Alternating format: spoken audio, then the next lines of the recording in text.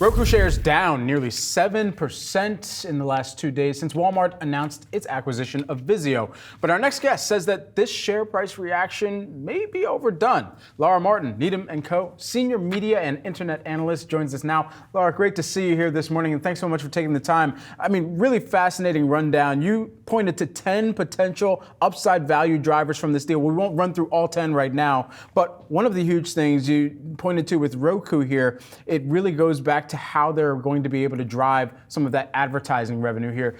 Take us through part of that thesis here. Right. So my thesis here is that when Walmart is reacting to Amazon, Amazon introduced ads to all of its 200 million Amazon Prime Video subscribers, and now it's going to take connected television ads on a big screen and connect them all the way down to the purchase. On e-commerce platform, Walmart has now bought VIZio because VIZio has $500 million of ad sales on connected televisions, and it's going to use VIZio to sort of keep up with Amazon. You'll buy an ad on a VIZio TV, and then Walmart will tell you whether any consumer bought that product in the real world in one of their 4,700 stores or on their e-commerce platform called Walmart.com. That means who they're targeting for ads is totally different than the past of the VIZIO's past, because VIZio used to be a direct competitor to Roku, and now Walmart's going to use it to do a totally different thing, which is tie ads to purchases, which competes with Amazon more directly. So that's a positive for Roku because it sort of leaves it as a monopolist in the marketplace for advertising. So Laura, what does that then tell us about the potential gains here for Roku within that market in terms of market share and what that could potentially do for their revenue then in the longer term, given the fact, if you're right here, that VIZio won't be as strong of a competitor? Right. So, I mean, VIZio is going to do 500 million of revenue. So that's a pretty, like, let's say it all moved to Roku. That would add about 30% to their ad revenue, just the VIZio piece, not to mention what they're already growing on their own platform.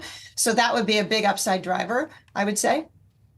Additionally here, you talk about the OTT focus and the pros and cons of single focus companies.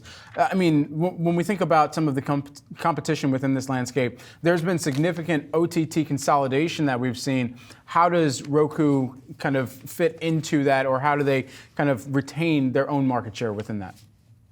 Right. So the big competitors here are like Samsung, LG, VIZio, which will now be gone, and Roku. And they're all owned by these huge conglomerates other than Roku, which is owned by a single founder, really fast pivot times, really fast product upgrade times, because there's one guy that can make a decision. That used to be true of VIZio. Now being owned by Walmart, we would guess that decisions and changes and market reactions are a little bit slower because Walmart's processes are probably a little more refined than these founder-led companies like Roku and Vizio.